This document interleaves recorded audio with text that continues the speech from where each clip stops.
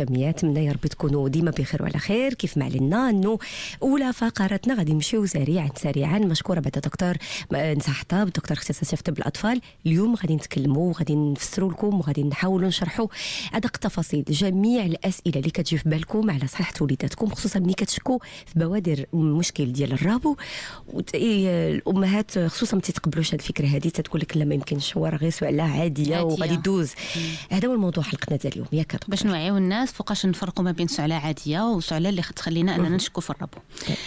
اول حاجه خصنا نعرفوا شنو هو الربو. صحيح. الوغ الربو او الضيقه عند الاطفال هي واحد الالتهاب مزمن تيكون في الصدر. هو عكس الالتهاب الحاد اللي تيكون بحال دي برونشيت دايزين، بحال دي برونكيوليت دايزين. باغ كونطخ هذا تيكون التهاب مزمن تيبقى، يعني ملي نهضروا على مزمن صافي دير فوق من شهر شهرين 3 شهور عاد باش نهضروا على مزمن. بالنسبه للوليدات الصغار شنو هما الاعراض اللي تقدر يجي عندهم هاد الضيقه او الالتهاب المزمن ديال عند الاطفال؟ عندك ما بين الاعراض اول حاجه كحه، تقدر تكون سعلة اللي تطول تقريبا اكثر من 3 سيمانات، هو تيكون تيكحب. هاد السعلة تيكونوا عندها دي كاركتير سورتو عندها خصوصيات عندها خصوصيات. الاكثريه تتكون كحبه في الليل، كحبه في الليل الكحبه في الليل او الكحبه في الصباح بكري فاش يلاه تيفيق تيبدا تيكحب، وكحبه تتكون ناشفه ديك الكحبات الجافه اللي وحده من مورا وحده. بعض المرات كاين بعض الاعراض ديال ان الوليد تيكحب لا دار شي ايفور، لا جرى لا لعب، تيكون عادي ما به ما عليه. اون فوا تيدير ان ايفور ما مريض ما والو، اون فوا تيدير ان ايفور تيجري تيلعب تيطلع في الدروج تيبدا تيكحب. او لا تيكون عندها علاقه مع لي زيموسيون ديالو، لقيتها لا دار ضحك بزاف او لا بكى بزاف تديكلونشا الكحبه. داكوغ دونك هذه نوع من انواع ديال الربو تنسميو لازم اليفور. بالنسبه للاعراض الاخرين تيكون بعض المرات تصفيره في الصدر، ماشي دائما ولكن ملي تكون الازمه ديال الربو تقدر تكون فيها كحه سميتو تصفيره في الصدر، وتيكون حتى ضيق في التنفس. علاش؟ لان هذاك الالتهاب المزمن اللي كاين في الصدر او في الريه تيعطينا واحد التقلصات ديال العضلات اللي تيكونوا دايرين بهذوك الشعب الهوائيه لي برونش، وهذوك لي برونش تيولى فيهم الالتهاب، وهذاك الالتهاب تيدير لنا افرازات، ودوك الافرازات تيسدوا لنا القطر ديال لي برونش، دونك تيولي عندنا واحد البرونكوسبازم. هذاك الضيق ديال القصبه الهوائيه كتسد تبدا تيتسد. هذاك هو اللي تيعطي دوك الاعراض ديال ضيق في التنفس، تعطي اعراض ديال الاكسجين وبالتالي اكزاكتومون. يعني ضيق من تيبغي يتنفس تولى صعوبه. نورمالمون حنا تنتنفسوا عادي ما تنحسوش بالتنفس. يعني الحمد لله عادي. بالنسبه للوليدات اللي تيكون عندهم ربو اولا الناس هذاك النهجه او التنفس تيبدا يحس به، تبدا تطلع صعوبه اكزاكتومون. دونك هذاك الالتهاب عند الوليدات الصغار تيقدر يكونوا بعض المسببات هما اللي تيديروا هذاك الالتهاب ديال الكحه اللي تتجهد على الوليد. داكشي علاش خصنا نوعيو الامهات ان لا شافت ولدها تيكحب بزاف يعني وغير بالليل، بالنهار تيقدر يضل مزيان وبالليل تيكحب بزاف، ترد البال ياك ما عنده الحساسيه.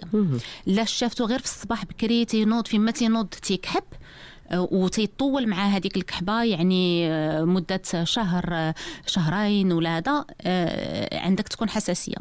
كاين شي عوامل حدا اخرين انهم تيديروا لنا هاد الحساسيه ديال الصدر. باغ اكزومبل تيكون الوليد سنسيبل، لا تعرض لشي فيروس يعني ضربوا البرد، هذاك البرد تيطول معاه، بخلاف وليدات حدا اخرين اللي غيتعرض للبرد عندك ماكسيموم 10 ايام صافي تبدا بشويه الكحبه تبدا تمشي عاديه بحال في لي برونشيت بحال. باغ كونط هاد الوليدات اون فوا تضربهم البرد تطول معاهم، يعني تقدر توصل حتى ل3 سيمانات 4 سيمانات. تما ردوا البال ياك ما عنده ارضيه ديال الحساسيه.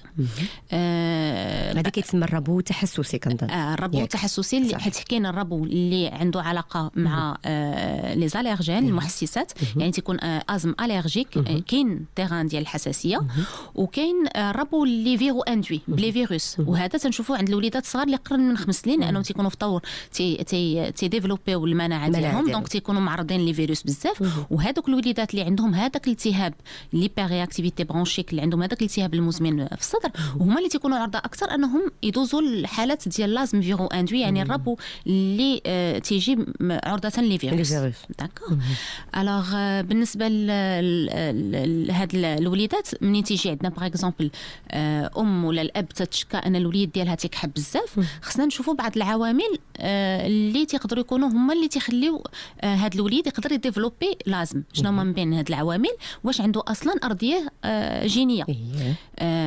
يعني الاب تنسولوا دائما الاب والام واش عندهم شي حساسيه كيف ما كانت، يعني حساسيه ديال الانف، حساسيه ديال الصدر، حساسيه ديال الجلد كزيما عند الاب ولا الام، واش عندهم اون استوار فاميليال ديال الحساسيه، يعني تاريخ عائلي في هذا النوع الحساسيه، فيه انواع الحساسيه، ولكن حنا الاكثريه تنركزوا على الام والاب.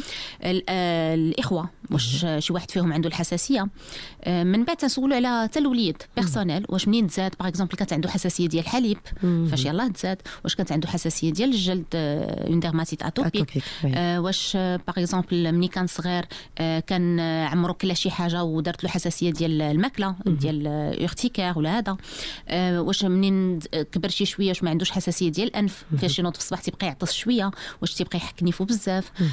من بعد تنشوفوا الا كانوا عنده هاد العوامل راه غالبا الكحه اللي جات وطولات فيه هي تقدر تكون كحه ديال الحساسيه، واخا انه مازال ما وصلناش للازمه ديال الربو، يعني ما دارش لا كريز دازم، ولكن راه هذيك الكحه اللي تتبقى ناشفه حتى هي راه نوع من انواع ديال الحساسيه ديال الصدر، راه سي ان ايكيفالون دازم وخصها تريطا. حساسيه ممكن تقدر تكون حساسيه في البدايه وتحول معنا تتولي ربو؟ لا هي حساسيه حساسيه تقدر تجينا ازمه ربو، يعني كريز دازم اللي فيها الكحبه والتصفيره وضيق في التنفس، وكاين تقدر تبقى من بين انواع ديال لي زيكيفالون دازم، هما تسموا انواع ديال الربو، غير كحه ناشفه، ما كاينه لا تصفيره، ما كاينه لا ضيق في التنفس لا والو، غير كحبه ناشفه ولكن مطوله عندها دي كاركتير حدا اخرين داكوغ. وهذيك الكحه الناشفه لا خليناها وما عالجناهاش مزيان شي نهار الوليد يقدر يدير لنا ازمه ربو. دونك صح نردوا البال هذو بالمضاعفات، ماشي نقولوا غير سعله وصافي، سعله دايزه، ولكن تيكونوا عندها دي كاركتير كيف قلت لك تنشوف، ولكن هذه اقل ضرر كنظن ماشي فيها ما تيكونش فيها الازمه، ولكن حتى هي خاصها تريطا مزيان، لان يعني ان الدري عنده داك الالتهاب المزمن ديال الصدر داكوغ. بالنسبه للعوامل الاخرى اللي تيقدر يكونوا تنشوفوا بعدا قلنا الارضيه الجينيه ديال الوليد، لا توبي فاميليال ولا توبي ديال بيرسونيل ديال الوليد. من بعد تنشوفوا واش هذا الوليد باغ اكزومبل لونفيرونمون اللي عايش فيه، الفضاء فين هو الفضاء فين هو عايش، رطوبه، لان كاين بعض المحسسات او بعض المثيرات ديال الحساسيه اللي معروفين عندنا، الغبره، الغموليه الرطوبه لان هما بحال الفطريات، الحيوانات في الدار، الشعر ديال الوبر ديال الحيوانات، ديال القطط، الكلاب، لا كانوا الطيور بعض المرات هما تيسبوا الحساسيه، الفريخات ولا هذا. بالنسبه تنشوفوا ايضا واش عندهم باغ اكزومبل حتى الحشرات، لان حنا كاين واحد النوع ديال الحساسيه عند الاطفال تيجي من الصراصير، سرق الزيت، هذاك البيض ديالهم بعض المرات تيسبب سلي بلاط تيسبوا الحساسيه عند الاطفال.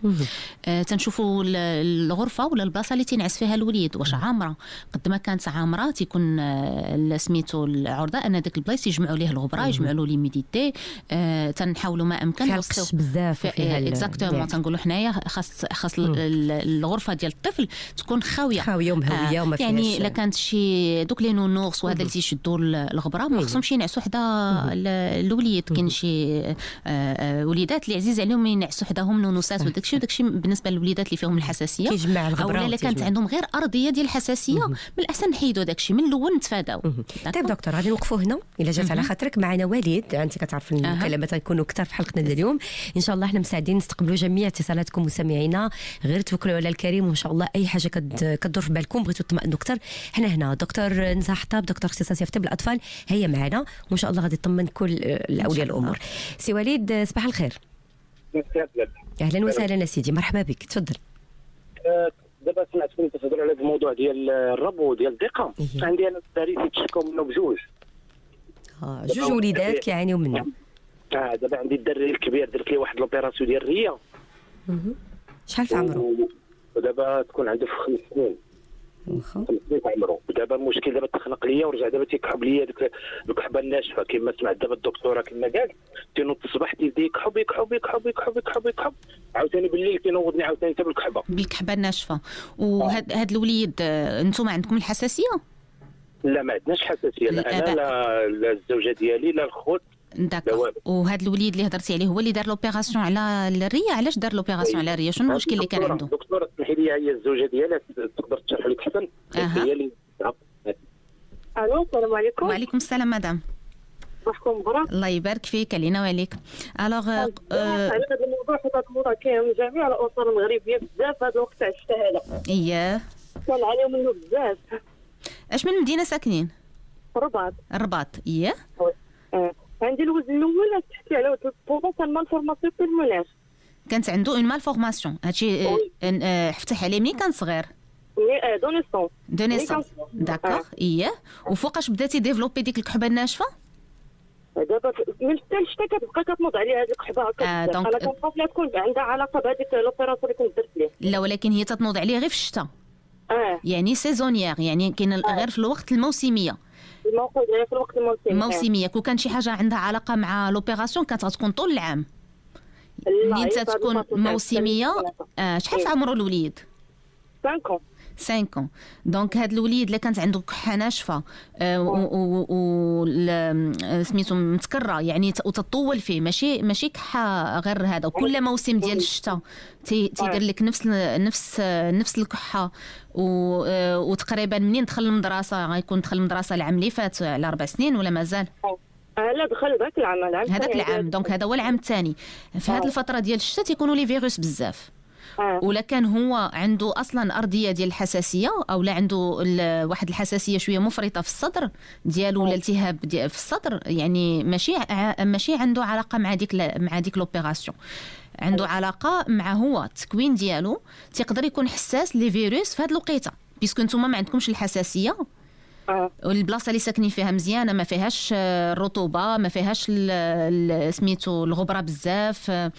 شويه عندنا شويه، عندنا الحيوط كنعانيو من الحيوط اللي كينزيو لينا. دونك كاينه الرطوبه عندك. عامل ديال الرطوبه. كاين التدخين في الدار؟ لا. مزيان. دونك كاين بعض العوامل اللي تخليو هذا الوليد يقدر يكون مصاب بالحساسيه ديال الصدر، وخاصك تشوفي مع الطبيب ديالو باش في هاد لا بيريود ديال البرد ياخذ واحد لو تريتمون، واحد العلاج يتبعوه في هاد لا بيريود ديال البرد، ويتبعوا مزيان باش ما يولاش يدير لك ازمات ديال الربو. يعني هادشي الا بقى كمتكرر كيدي للربو. يقدر يكون عنده بدايه ديال الربو، يقدر يكون عنده حساسيه ديال الصدر، ويقدر يكون عنده غير انه في هاد لا بيريود ديال البرد مع الفيروسات انه تكون عنده ديك الحساسيه مفرطه في الصدر، اللي تنسميوها حنا لازم فيرو اندوي. جينيرالمون هادو لي زونفون فاش يكبروا شويه تيكون عندهم ديك 6 سنين 7 سنين ما تتبقى فيهم والو. شكرا. والاخ ديالو كنت درت ليه توا العمليه في اعاده صوتيلوزاتين وحيد ليه جلود من النيف. زعما باش يرتاح، ولكن الخنقه في النيف هي. دونك تقدر تكون عنده حساسيه ديال الانف، لا حيدتي ليه الجلود ديال هذا وبقى عنده الخنقه ديال الانف، تقدر تكون عنده حساسيه ديال الانف اللي حتى هي خصها تعالج. لان بعض المرات واخا نتوما ما تكونش عندكم الحساسيه، هذاك البيئه اللي تيكون عايش فيها الوليد تقدر هو تربي فيه الحساسيه. يعني الا كانت عندكم الرطوبه، كاين حداكم لي طرافو، كاين الغبره، ولكن عنده هو تحسس من بعض المهيجات ديال الحساسيه، تقدر هي تعطيه هذوك الاعراض. غير هو اللي نصحك به انه ياخذ واحد لو تريتمون في هذه لا بيريود ديال البرد اللي غيحميه. كنعطيو التريتمون ما كيخرجش الدار. مزيان. والتريتمون هو عباره عن شنو هو اللي عندك؟ بخاخ ولا سيرويات؟ عندي بالنسبه للوليد الصغير عندي هذاك البخاخ. كنرش ليه به. مزيان. ديال الصدر؟ ديال الصدر ديال النيف. البخاخ ديال النيف. داكوغ. هذاك على حسب الحساسيه ديال الانف.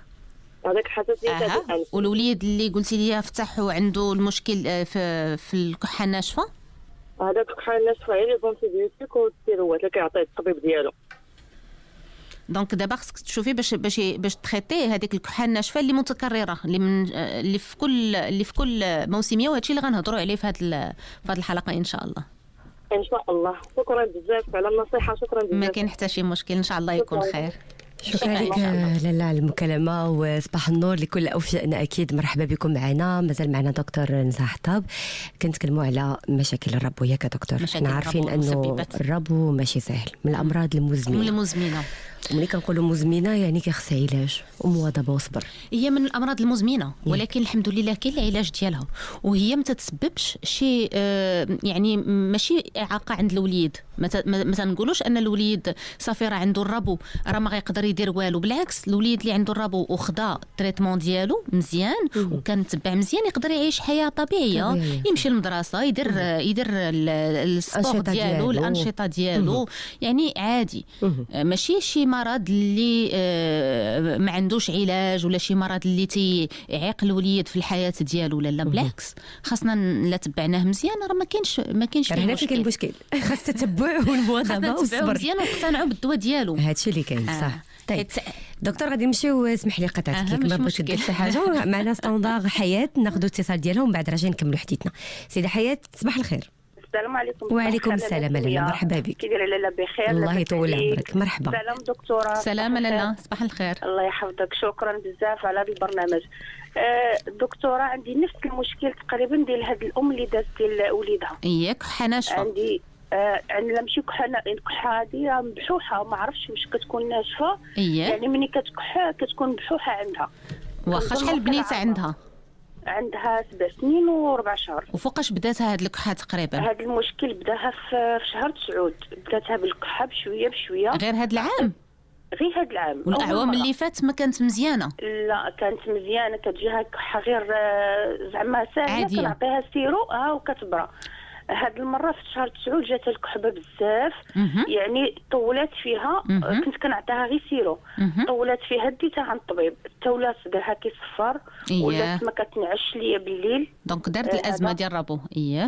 مني ديتها لعند الدكتور عطاني تخيتمو في الاولى غير سيروات وانتيبيوتيك، عطاني بيتوفون هذا سيروات.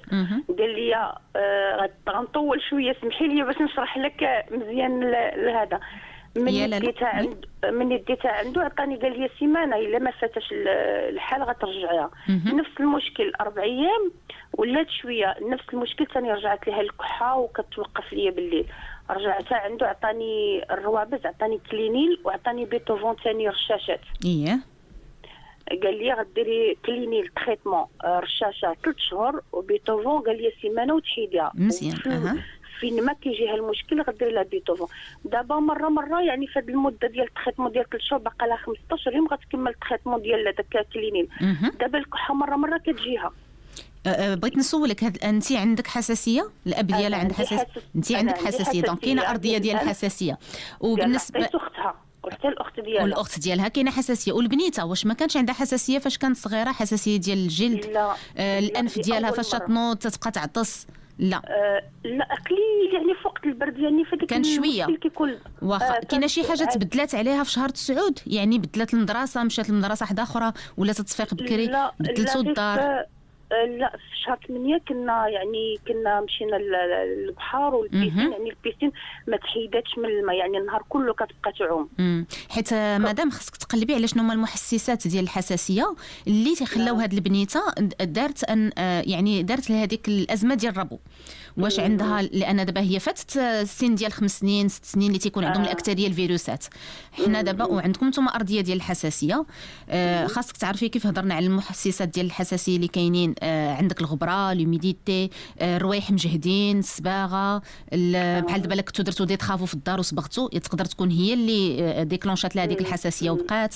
يعني هاد المهيجات خصها تبعد عليهم. فهمتي؟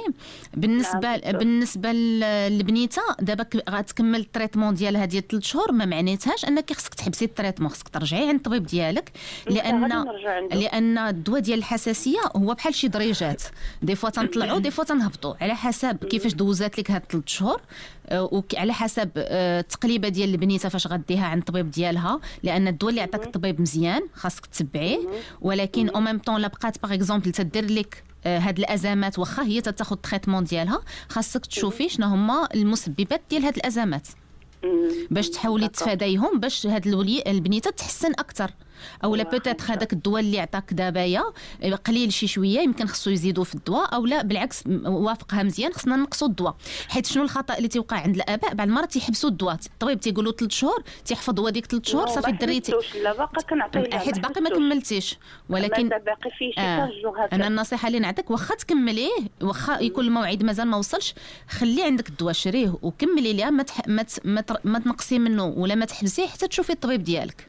واخا داكور دكتور. صافي. وبالنسبه دكتوره البيتوفو يعني ملي كتجيها الكحه ماشي مشكل كنردوا لها كنعطيه لها؟ لا غير هو فاش غتعطيها هذاك الموسع ديال، حيت هذاك الموسع ديال الشعاب الهوائيه خاصك ما تفوتيش فيه اون سيمين، حيت هذاك ماشي هو التريتمون، هذاك غير التريتمون ديال لا كريز ديال اللي تيحيد عليها الازمه.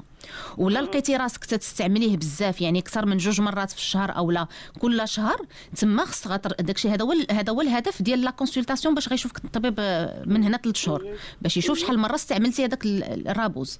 لا لقاك انك استعملتيه بزاف المرات، كاينين ادويه واحد اخرين اللي سوا تيزيدك عليهم سوا على حسب، فهمتي؟ لان كل وليد كيفاش تيستجب للعلاج. ولكن اهم حاجه واش تستعملي هذيك لا شومبر ديال لينالاسيون، هذيك الغرفه ديال الاستنشاق. كنستعملها. صافي مزيان، خاصك ديها معاك ووريها للطبيب ديالك كيفاش تستعمليها، حيت بعض المرات غير اللي عطاها ليا في التريتمون انني باش نشريها لها مزيان.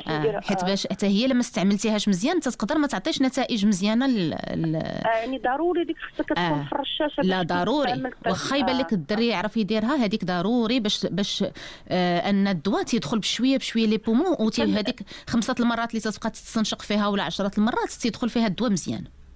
كنديرها لها دكتوره يعني كتحبس النفس واحد شويه شي 2 دقائق او 3 دقائق، وعاده كنحيدها وعاده لا ما تحبس لا نفس لا والو، خصها تنفس فيها مزيان. داكشي علاش الفارماسي هادشي اللي شرحوا ليا. لا غديها معاك لعند الطبيب ديالك، الغرفه ديال هذيك الدواء ديالك غديه معاك عند الطبيب ديالك باش يشوفوا حداك، باش حداه توريه كيفاش هو غيصلح لك. لا كان شي خطا ولا شي حاجه يصلح لك، حيت في بعض الاحيان الدواء تيكون هو هذاك وما تيكونش استجابه لان طريقه الاستعمال. ولا تلقى شي وليدات اللي يحيدوا لا شومبر، تتقول لي الام لا راه صافي تيديرها بوحدو، ما يمكنش. وليدات جوسكا 12 عام 13 عام خصو يستعمل لا شومبر. واخا دكتور صافي مدام، ان شاء الله يكون خير. شكرا بارك الله فيك. شكرا لك حياة حبيبتي، ماشي مشكل، العفو، الله يحفظ لك وليداتك يا رب، امين. مرحبا، هذا برنامجكم، احنا هنا في الخدمه. اختارينا اليوم هذا الموضوع لانه فعلا قلنا شريحه كثير من الاسر كيهمهم هذا الموضوع، تيطراو في الدواء غلط. صح او كيوقفوا العلاج، قالوا تيوقفوا العلاج، يقول لك عطاني 3 شهور سالي 3 شهور، او كيوقفوا العلاج، او كيف كنقولوا ما كياخذوش الدواء بالشكل صحيح. وكنبقاو غاديين دائما في الدائره كيولي الوليد عاوتاني دخلنا في ازمه اخرى وكنوليو ما كنساليو شيء.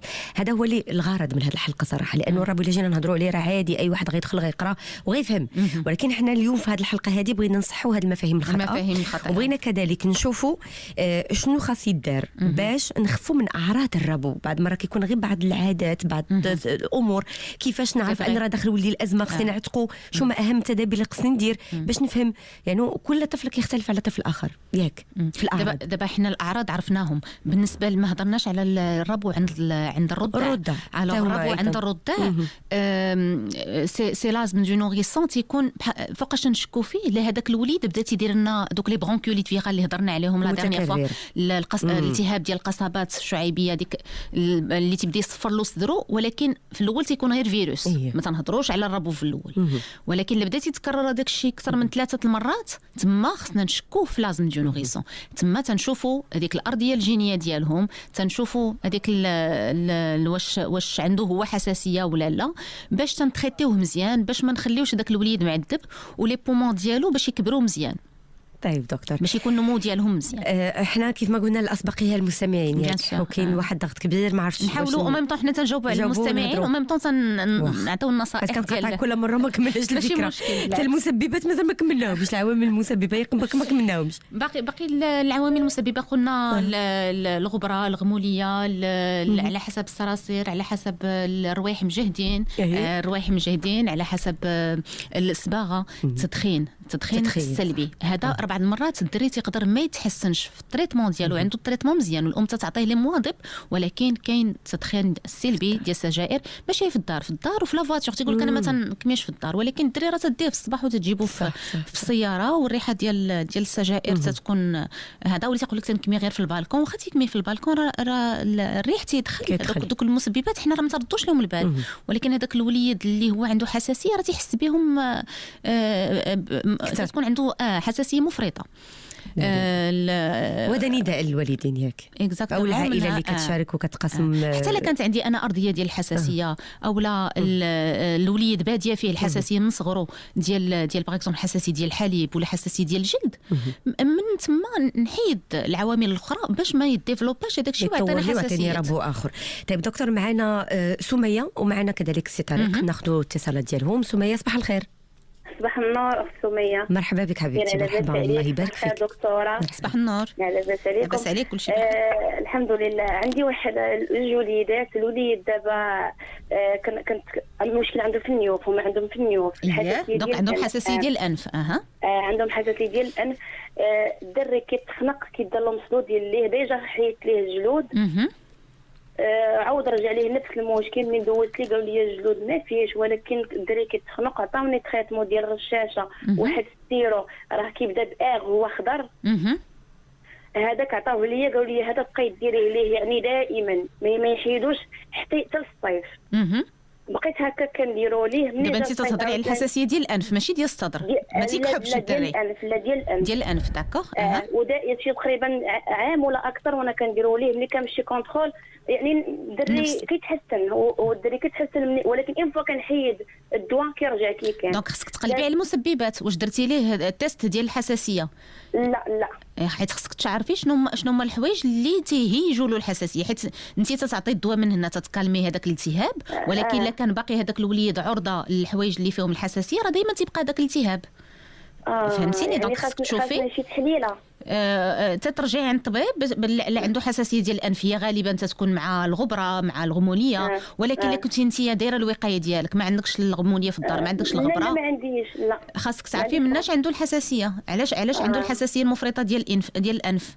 واش هيك ما تتكون في الوقت الربيع. ما هضرناش على الحساسيه ديال حبوب اللقاح، حتى هما تيكون ديال البولين، وهذا تيكون في وقت الربيع. كاين اللي الدراري اللي عندهم حساسيه ديال الشجر الزيتون، الشجر ديال السيبخي، على حسب. يعني كاين بعض الحساسيات لا نقصتيهم. الحساسيه ديال الماكله تتكون قليله اللي تتعطينا حساسيه ديال زعما ديال غير ديال الانف داكوغ. ولكن خاصك انت بعدا تكوني متبعه له الدواء ديالو، مراقبه فوقاش تجهد عليه الحساسيه. واش غير في الموسم اللي تيتبدل فيه الجو، يعني ما بين الوقت ديال الخريف والوقت ديال الربيع. لا دابا 3 شهور هذه باش حبست لي الدواء، واليوم عاود رجعته ليه. كان عندي ديجا ستيرو مع ستيرونا غيبقى عندي، عطيت له دابا معلقه ودرت له رشاشه غير راسي بلا استشاره بلا حتى شي حاجه. بس السيرو ما عرفتش واش اصلا باقي صالح لي، غير اللي تخنق عطيت له معلقه منه. ديجا كان عندي ستيرو في الدار ما صراحه، والرشاشات هي ديجا كانت عندي غير رشاشهم لي الراسي يعني بلا استشاره بلا حتى حاجه. لا خصك دابا تعاودي ترجعي عند الطبيب واستشاره ديالو. الا كان دوزت 3 شهور مزيانه بلا دواء مزيان. دابا خصك تشوفي علاش. واش حيت هاد التغيرات ديال الجو، يعني كاينين الوليدات اللي مع تغيرات الجو ولا كان ان كورون دير تيكون حساس اكثر دغيا تيقدر يتخنق ليه نيفو، ولا جبتي له شي سميتو كوفرتور ولا شي مانطا ولا شي حاجه من البلاكار. مع دابا البرد جبتي شي حاجه كانت ديجا دايره تقدر تكون هي اللي هيجات ليه الحساسيه ونوضتها عليه في الليل. دونك دائما الواحد خصو يبقى يفكر شنو اللي تيهيج الحساسيه باش نحاولوا نتفاداوه. يعني دابا سير داك الدواء اللي عطيتو دابا نوقفوا حتى 16 من الاحسن باش ما تبقايش تعطي لوطوميديكاسيون منك لراسك. باش حيت الطبيب تعرف على حسب تيقلبوا تعرف فوقاش تزيدي الدواء فوقاش تنقصي الدواء داكوغ. وجينيرالمون الدوايات اللي كانوا محلولين راه ما خصهمش يبقاو بزاف، يعني ماكسيموم على حسب كل دواء. يعني هذا نورمالمون وقيلا ما بقاش خدام خاصنا نحيدو. نورمالمون الا كان محلول هذه 3 شهور راه نورمالمون محال يبقى مفيد. كان محلول وكان باقي فيه داكشي علاش عطيتو ليه دابا. ان شاء الله يكون خير. هذه هي نقطة مهمة ديال الدواء محطوط في الثلاجة وقت ما محتاجينه كناخذوه كنردوش البال التاريخ. دائما نديروا فيه التاريخ فوقاش حليناه. كاين شي دوايات تيبقاو فيهم 10 كاين شي دوايات تيبقاو فيهم غير شهر تتكون مكتوبة فيهم. كاين شي دوايات تيكونوا 3 شهور. كاين شي دوايات تيقدروا لا ما تسدوش مزيان هما تيتاكسدوا راه تيولى فيهم بحال السكر من الفوق خصهم يتلاحوا. هذا اللي قلت لك دابا في اغ في الاول وخضر شحال كيبقى كاع كيبدا بآغ. ما غالبا دوايات ديال الحساسيه تيبقاو غير شهرين لان فيهم السكريات دي فوا تيتاكسدوا. صافي شكرا دكتوره بارك الله فيك. شكرا لك ما يكون باس. نهاركم مبروك. غادي نمشيو سريعا عن طريق نشوفوا السؤال ديالو. طريق صباح الخير. صباح النور. كنشكركم بزاف على هذا البرنامج حيت حيت انا عندي بنيته صغيره عمرها دابا 4 سنين. العام اللي فات دوزناه كامل بلي زونتيبيوتيك. ما كتمرض لي زونتيبيوتيك حتى لهذا العام نفس الشيء، كتجيها الكحه ناشفه بزاف، حتى بدينا عند انفلومولوج وقال لها راه عندها ديبي دال. دونك كاين انتيرا اليرجيك في لافامي، شي ازماتيك. داكوغ. دابا سي عطينا هذاك لو تريتمون دو فون مزيان. التريتمون دو فون ستيريتيد افيك لا شامبر دينالاسيون مزيان. غير هو واخا كنديروا هذا لو تريتمون هي عندها ايتير رياكسيون اليرجيك. هادشي اللي بغينا الطبيب. دابا فوق ما كيجيها ان فيروس، داك الكحه الناشفه كتبقى بزاف. كاين بعض الناس اللي وصلوا قالوا لنا ديروا داك النيبيليزور. لا، النيبيليزور هي احسن حاجه، واللي على حسب الاكاديميات الطبيه ديال الاطفال احسن حاجه العلاج ديال لازم ولا ديال الربو هما هذاك البخاخ مع هذيك لا شامبر دينالاسيون، هي الاولى. النيبيليزور تنستعملوه في بعض الحالات الا كانت بهذيك لا شامبر ما عطاتش نتيجه او ما تستعملاتش مزيان، تيكون مؤقت، ماشي كعلاج ديال تريتمون دو فون. داكوغ. دابا لما عطاتش علاج اشنو خصنا نديرو؟ خصني نشوف بعدا علاش ما عطاش النتيجه، حيت كاين بعض انت تعطيها التريتمون مزيان، متبعو مزيان بطريقه مزيانه، يعني هذيك لا شامبر لما تستعملاتش بطريقه مزيانه يقدر الدواء ما تستافدش منه مزيان. داكوغ. هذه الحاجه الاولى. الحاجه الثانيه، الا كنتي تستعمل الدواء مزيان وبقات البنيته تجيها هذيك الازمه ديال الكحه وتضطر انك تعطيها لو تريتمون دو كريز اللي هو غيكون موسع ديال الشعاب الهوائيه ياك بيتوفون ولا هذا، الا كنتي تضطر تعطيه ليها اشاك فوا، دونك هذه البنيته راه مازال اني با اونكور كونترولي، حيت حنا الحساسيه تنقلبوا دائما واش حساسيه اننا قدرنا نكونتروليوها ولا مازال. خصك تقلب على لي زوتر فاكتور، يعني واش عندها حساسيه، درتي لها دوك لي تيست، عرفتي واش عندها شي حساسيات، واش عندها الحساسيه ديال الانف حتى هي اللي خصها هي تريطا، لا ما تريطيتيش الحساسيه ديال الانف، الحساسيه ديال الصدر ما تتريطاش مزيان، واش عندها شي حساسيه ديال شي حاجه اللي في الدار ولا هذا اللي تتهيج على الحساسيه، ولا حيت يلاه دخلت ليكول هذوك لي فيروس تيديروا لها هذيك ليبر رياكتيفيتي برونشيك. حاجه واحده اخرى، الا كان عندها نتوما عندكم ديجا ارضيه ديال الحساسيه، كاين واحد النوع ديال الوليدات اللي تيكون عندهم واحد الترجيع صامت اللي هو لو غوفلو اوكولت، تقدر ياخذ التريتمون ديالو مزيان ولكن تتكون باقي عنده المشكل في المعده. دونك حتى هو لما تريتيناش هذاك المشكل ديال لو غوفلو اوكولت مع تريتمون ديال الحساسيه تقدر ما يعطيناش نتيجه. داكوغ. دونك دابا اوليو باش تبدل التريتمون ولا باش تدوز لنوع اخر ديال التريتمون، من الاحسن تشوف شنو هما لي فاكتور اللي ما مقادينش لو التريتمون ديالو، لان التريتمون ديالها مزيان، خاصك تشوف شنو هما العوامل اللي ما مخلينهاش انها تاكيليبرا، وبيان سور غتكون دارت راديو ديال الصدر.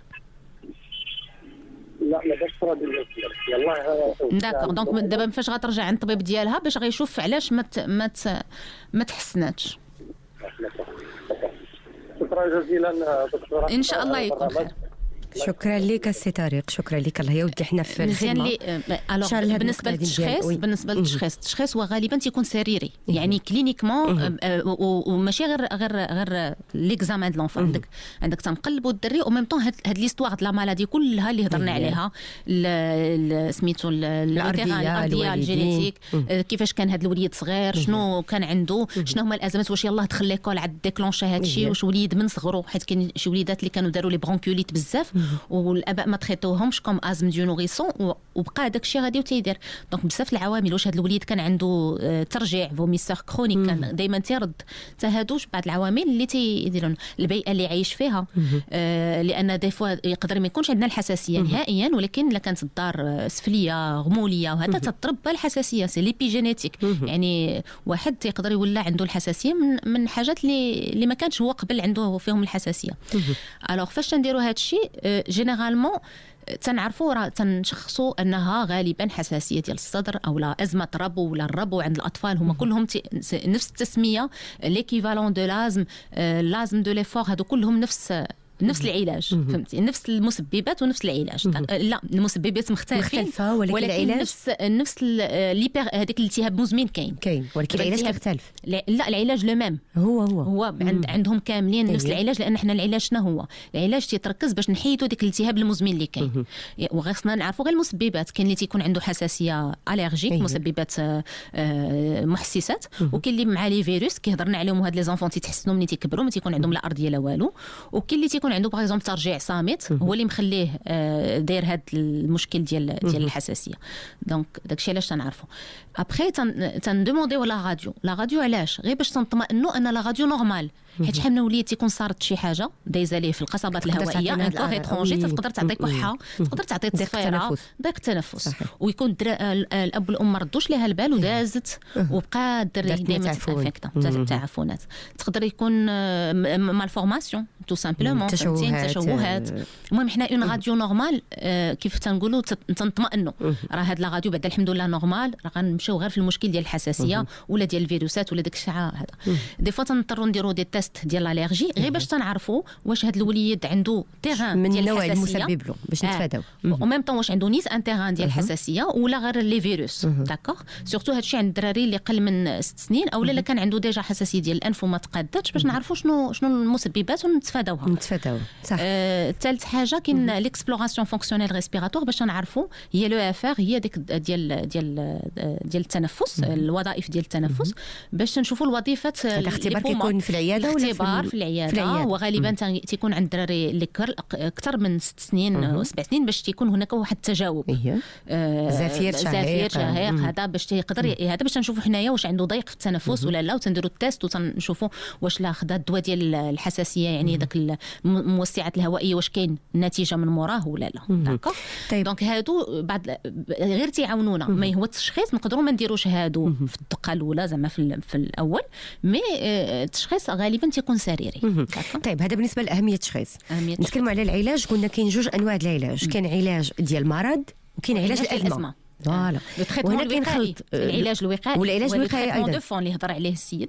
دونك سي لو تريتمون دو فون الوقائي اللي هو ديال المرض، اللي كيبقى مزمن، اللي تيبقى مزمن، اللي ديما خصو ياخذ الدواء، اللي خصو دائما ياخذو، ولكن تيكون واحد المتابعه ماشي دائما صافي با دير افي زعما ماشي هذا، ولكن على الاقل تكون فترات طويله على حسب الاستجابه ديال الوليد، على حسب هذاك الوليد واش تيدير ديك الحساسيه غير في هذاك الموسم ديال الشتاء ولا غير في الموسم ديال الربيع اللي كان عنده تحسس من حبوب اللقاح. دونك الدواء تختلف في المده على حسب كل وليد وعلى حسب كل استجابه ديال الوليد. مي هو اللي بغيت زعما ناكدوا عليه الدواء ديال الحساسيه ماشي دي زانتيبيوتيك، ماشي دي سيرو. دي سيرو يقدروا يكونوا يعاونونا في الحساسيه ديال الانف. الدواء ديال الحساسيه هو رشاشه، بخاخ، رابوس. حنا سمعنا في المكالمه ديال سي طارق قال لك العام كامل دوزاتو بمضاد حيوي. مضاد حيوي ما يمكنش. لا تنشوفوا راسنا ماشي غالبا تيكونوا دي فيروس. سي فري المضاد الحيوي دو فوا تنتاجوا ليه الا كان فريمون عندنا الودينات مقيحين، الحلق مقيح، برونشيت، داك الشيء ان فوايي بولمونير. ملي تنديروا لا راديو تيبان لنا واحد كاين طاشه في الراديو، خصنا ندوزوا لي زانتيبيوتيك. وكاين دي زانتيبيوتيك اللي تنعطيوهم للاطفال اللي عندهم الحساسيه لانها تقدروا يديروا واحد لي جيرم اتيبيك، ولكن ماشي دائما، ماشي لان غالبا الحساسيه تكون بلا فيروس بلا سخانه، ولا كان معها فيروس تيكون فيروس خفيف. داكوغ دونك الدواء ديال الحساسيه الاساسي هو الرابوس، والناس تيخافوا من الرابوس حيت كاين بعض شائعات كثيره انه غيولف الرابوس، ان الرابوس غيوسع له صدرو، ان داك الرابوس ما غيقدرش يحيدو. هذا الشيء يعطي سمنه غادي ينفخوه. انا سمعت هادشي بزاف تقل الصحه، يعني كتسمعيه. انا تنظن ان هاد الشائعات جايين من سوء الاستعمال. حيت شنو تيطرا دابا انت تيجي عندك وليد عنده الحساسيه او داير ازمه الربو، تعطيه جوج دوايات وتتفسر له تقول له هاد الدواء ديال الازمه وهاد الدواء ديال التريتمون دو فون اللي خصو يتبعوه على الاقل 3 شهور وترجع عندي. الوغ هو تيتبداه دري تيتحسن، تدوز واحد الشهر تيحيد لي داك التريتمون ديال اصلا التريتمون ديال الازمه تيكون سيمانه تنخبيوه. التريتمون ديال الربو تنقولوا له حنا 3 شهور، حيت خصنا نشوفوا حنا كل 3 شهور باش مره تنقصوا مره تنزيدوا على حساب ديك 3 شهور اللي هذا. شنو تيدير تيبان له الدري تحسن، تيحبس الدواء تدوز واحد شويه الدري تصرى له ازمه تيبان له داك الدواء ديال الازمه يعني الرشاشه اللي غتعتقو تيستعمل الرشاشه اللي غتعتقو داكو وتنسى التريتمون الوقائي وتيبقى دائما يستعمل هذيك الرشاشه كل مره وقد ما هو ما تيستعملش الدواء الوقائي قد ما تيدير ازمات كثير دونك قد ما تلقاو الوليدات تيستعملوا الرابوز الازرق اكثر وهذاك الاستعمال ديال الرابوز الازرق اكثر هو اللي خاطئ ولا تيبداو تيستعملوا دوك الكورتيزون لان من تكون الازمه حاده خاصنا الدواء ديال الكورتيزون لانه هو اللي تيهبط لنا الانفلاماسيون باش نعتقوا هنا كندخلوا في المضاعفات ديال الكورتيزون يعني تلقاو امهات اللي تيشريو الكورتيزون منهم راسهم تقول لك هو اللي تينفس لي الوليد لا انا وليدي صافي هادشي اللي عنده تلقى تياخذ الكورتيزون كل شهر هادشي تينفخ الدري تيهشش له العظام تيدير له ضعف في المناعه والدري تيبقى يدور في واحد لو سيركل ولا واحد دائره مفرغه وكنوليو متاهمين داك البخار وتنقولوا لا راه هادشي كلشي من هذاك الدواء الوغ لا شفنا ان الناس اللي خداو الدواء ديالهم بطريقه صحيه وبطريقه مزيانه صافي دير خدا الدواء ديال الازمه وخباه وبقى تيستعمل الدواء ديال لو فون جينيرالمون ولا كنتي تستعمل تريتمون دو فون مزيان وما كاينش مسببات وراديو مزيانه وما كاينش بعض هذا غالبا حتى لا جات الازمه تجي خفيفه نقدر نستعمل هذاك رابوز مره في 3 شهور هذاك الازرق ومني ترجع عند الطبيب فاش نلقى ان هذا الوليد الى كونترولي تنهبط في الدرجات تنقص له لي دوز وتنبقاو ديما نقلبوا على ديك لا دوز مينيمال افيكاس يعني واحد لا دوز قليله اللي الدري يقدر يبقى بها واللي تنقدروا في الصيف نحيدوها لان في الصيف جينيرالمون ما تيكونوش لي فيروس جينيرالمون تيتحسنوا هادو الوليدات اللي تيكون عندهم ما عندهمش مشكل مع البحر وما عندهمش مشكل يعني حنا تنشوفوا ديك الساعه على حسب المسببات وضروري تنعطيو الام والاب واحد لو بلان داكسيون كيفاش يتعامل مع الازمه ديال الربو لا جاتو في الدار ها شنو دير له ها الخطوات الاولى كيفاش تستعمل الزرق ولا استعملتي عافاك كتب لا دات باش مني ترجع عندي من هنا 3 شهور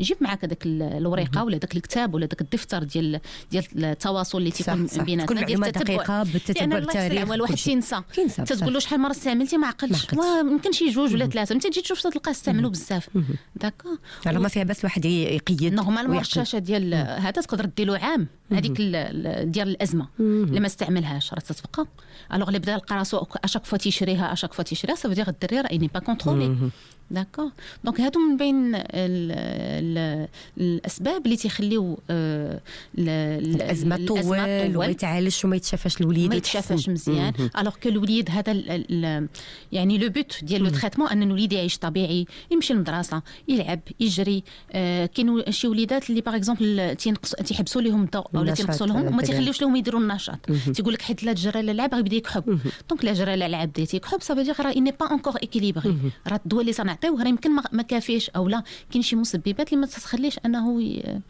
انه يتحسن يستقر والوليدات اللي تيتبعوا الدواء ديالهم مزيان تبقاو غاديين معاهم بشويه شويه حتى تيتحبس الدواء دونك على حسب كل واحد كاين اللي 3 شهور كاين اللي 6 شهور كاين اللي 9 شهور كاين اللي مره في العام ضروري تياخذوا في هذيك لا بيريود ديال البرد ليسونسيال لينا حنايا هذاك الوليد ينعس مزيان ما يتغيبش على المدرسه ديالو ما يمرضش بزاف ما ياخذش لي زانتيبيوتيك بزاف ويعيش حياه طبيعيه من بين كذلك الافكار ما عرفتش نصحوا هذه ديال على الدواء في حد ذاته ديال الرابوز تيقول لك فيه منشطات وكيسبب الادمان الوليدات يعني كيولفوه لا هل هذا الشيء صحيح؟ لا هو بالنسبه حيت ماشي سي با دي ستيمولون ولا شي حاجه اللي غينشطوا الدري ولا لا الرابوز الاولاني هو موسع الشعب الهوائيه وتيتعطى ماشي اكثر من سيمانه الخطا اللي تيوقع انه كاين الامهات اللي تيبقاو يعطيوه كل نهار هذيك راه بيان سور غيبقى يوسع له صدره الا بقيت تعطيه ليه كل نهار دونك لا عطيتيه ليه سيمانه غيولفوا الطفل الدري ماشي غيولفوا الطفل لانه غيدير ازمه محتاج ليه ماشي مولفه لانه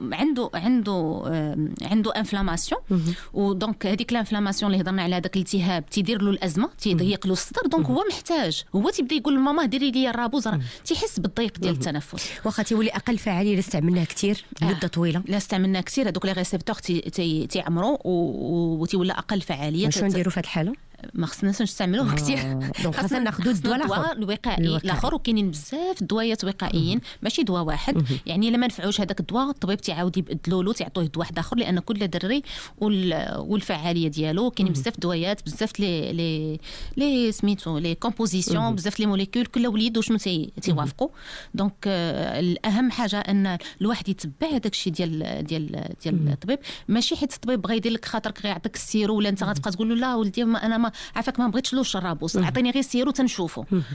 ماشي انت اللي كتختار من الحاله ديال الطفل، الحاله ديال الطفل. وبغيت ناكد ان الرابوس انه هو الوحيد اللي تيمشي ديريكتومون لي بومون.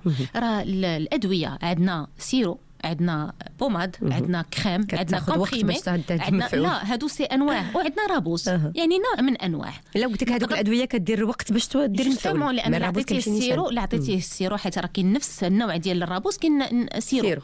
لا عطيتيه السيرو غيمشي الذات كلها ويعطي افي سكوندير اكثر، وما يمكنلكش تعاونوا، ما غيعاونوكش ملي غيكون الازمه. الوغ ملي تعطيه الرابوس تيمشي ديريكتومون لي بومون، تيكون موضعي يعني ما عندوش في البلاصه اللي بغيناها تحلنا فيها المشكل، ما عندوش تاثيرات جانبيه، ما عندوش تاثيرات جانبيه. طيب دكتور، كاين بزاف الاسئله صراحه، حنا غادي نمشيو بسرعه غادي نمشيو فاصل اعلاني وبعد رجعنا غادي نكملوا حديثنا. خليكم معنا، بقاو معنا ما تمشيو فيه، حنا راجعين لكم مع لاله فاطمه.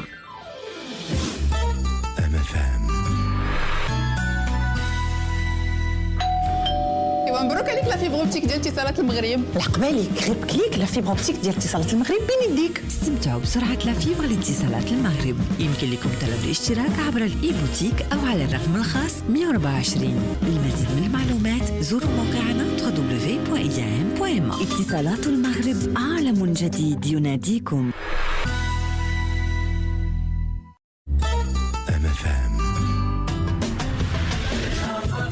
الورد في جنانك ما يدبان لالا فاطمة.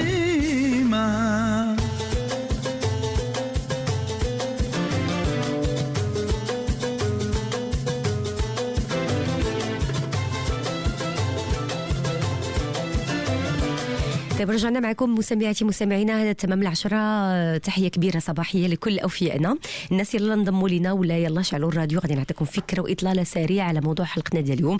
تنتكلموا على الربو، يعني مرض الربو والأزمة الربو في هذه الظرفية هذه ديال البرد، كيفاش نكونوا مع وليداتنا، كيفاش نمروا هذه الأجواء بسلام.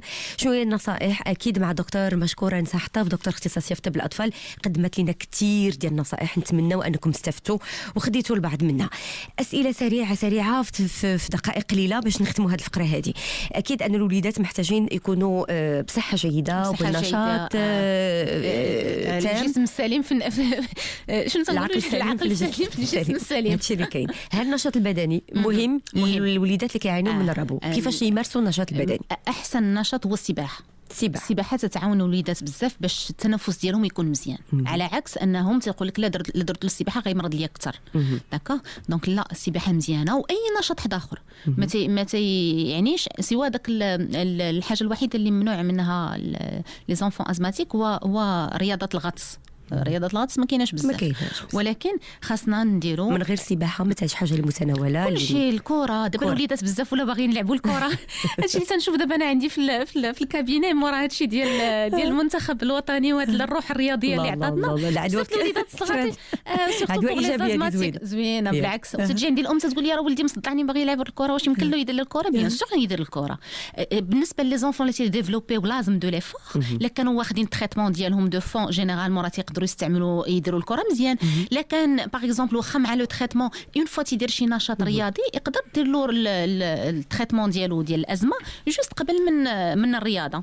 دونك فوالا، دونك جوست قبل من الرياضه تقدر دير له التريتمون ديالو. طيب بسرعه الدواء ديال الربو دكتور، كيف قلنا انه الا كانت غير ازمه خفيفه شنو المنصوح به؟ مثلا ماشي ازمه كثيره، واش نديروا البخاخ ولا نديروا غير الدواء ديال اللي كان يعطيوه ديما؟ كيفاش تصرف اولياء الامور؟ الوغ لا كانت حساسيه وتيدير لك ازمه الربو راه خصو ياخذ البخاخ، لان البخاخ هو الوحيد اللي تمشي للصدر. داكوغ دونك على حسب ديك الساعه. وكاين بعض الانواع اخرين اللي ولاو دابا دي موليكول تاعهم انتي انفلاماتوار، تنقدروا في بعض الاحيان نبداو بهم هما الاولانيين، سورتو اذا كان داكشي خفيف هذا تنجربوهم، لا عطاو نتيجه مزيانه، تيكونوا عباره عن دي كومبريمي ولا دي ساشي، مي هذوك فريمون تيكونوا غير في ديك الكحه ناشفه او لا لما الازمه الخفيفه او لا كانت ازمه الربو وما تقداتش لينا مزيان، يعني قيدنا كاع المسببات الحساسيه، تاكدنا ان الاباء والامهات يستعملوا الدواء مزيان، ودرنا معاهم لو تشيك، شفنا